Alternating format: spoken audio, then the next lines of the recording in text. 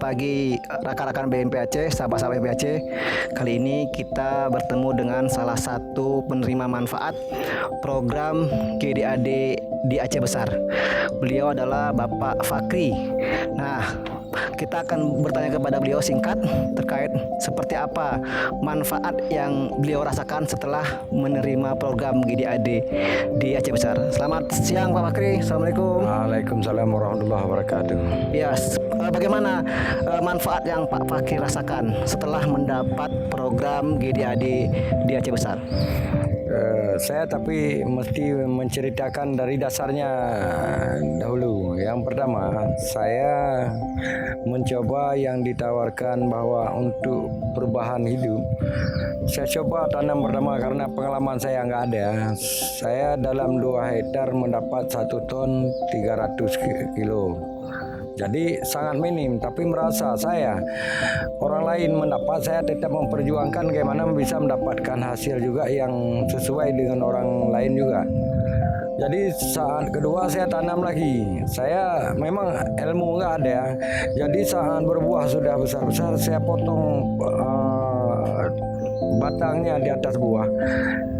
Jadi akhirnya nggak ada isi buahnya. Tapi saya tidak mau juga nggak mau kecewa gitu. Saya tetap berjuang juga. Saya tanam lagi ketiga baru, dan bermacam juga yang mendapat. Yang sesuai dengan matahari bisa dapat di atas 7 ton. Tapi yang berlawanan dengan matahari dan rapat batangnya tetap di bawah. Itu hasilnya. Alhamdulillah. Kalau kita lihat bahwa tanaman jagung ini lebih bagus hasilnya dibandingkan tanaman muda yang lain.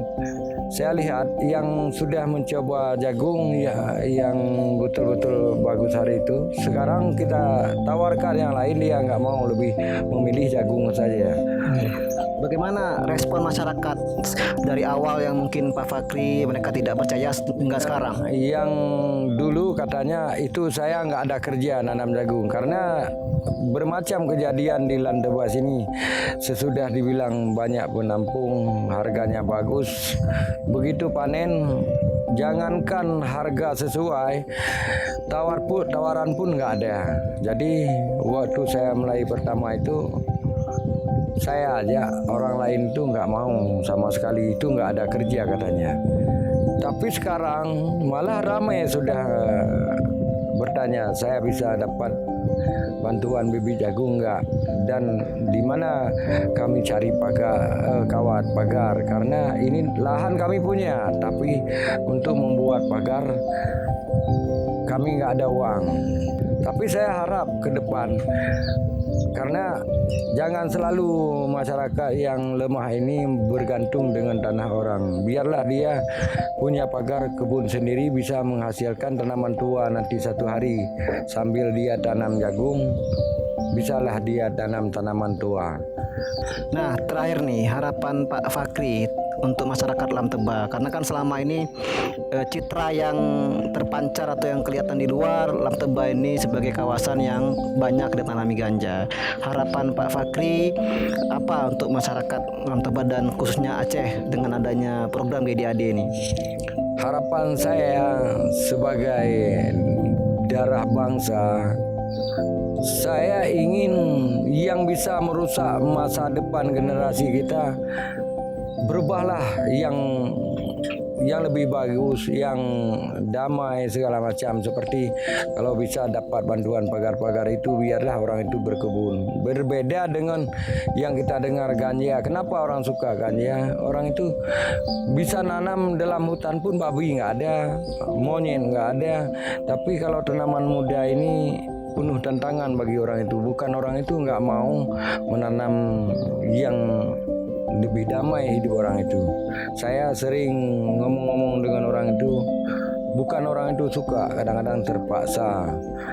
Selama ini Pak Fakri sudah pernah mengajak mereka ya, ikut terlibat dalam program ini ya? Iya, disitulah saya tahu bahwa orang itu bukan semua kepingin menanam ganja. Bukan kita saja yang mengharapkan orang itu jangan ke situ, tapi orang itu pun sendiri kadang-kadang terpaksa. biarpun orang itu dengan sembunyi-sembunyi. Kalau orang itu mudah yang lain, saya kira kita suruh pun nggak mau juga. Yang menaruhkan seandainya dia lepas berarti dia kaya, tapi taruhan sampai anak-anak dia pun nanti dengan terjebak dia bisa putus pendidikan. Baik, pemirsa sahabat-sahabat BMP Aceh, demikian sedikit sekelumit cerita Pak Fakri selaku masyarakat Lam Teba yang juga penerima manfaat program GDAD Aceh.